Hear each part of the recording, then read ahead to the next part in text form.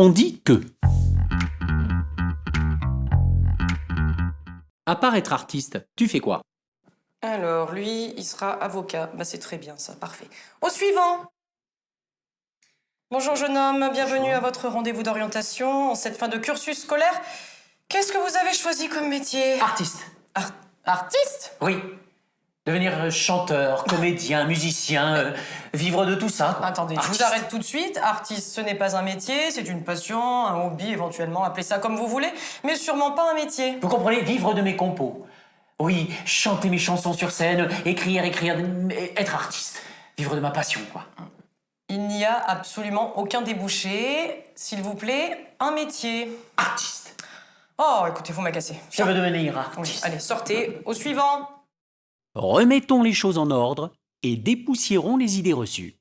C'est parce que les chemins d'accès vers les métiers du spectacle sont souvent méconnus que l'orientation dans ces domaines est mal effectuée. Du coup, pour un artiste qui débute, il s'y perd forcément. Plusieurs catégories d'artistes existent. Artistes peintres, écrivains ou même encore sculpteurs. Le samba s'occupe de la catégorie artiste du spectacle vivant et enregistré. Être professionnel de spectacle en France, c'est tout d'abord exercer un métier de spectacle.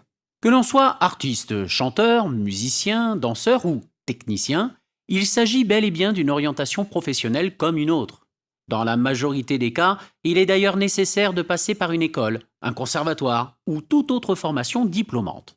Mais attention, il faut avant toute chose que le professionnel du spectacle soit embauché sous contrat à durée déterminée et dit d'usage. Tout à fait. Ce qui lui permettra, s'il est salarié, de dépendre des annexes 8 et 10 des régimes d'assurance chômage, afin d'avoir recours au régime d'intermittent du spectacle.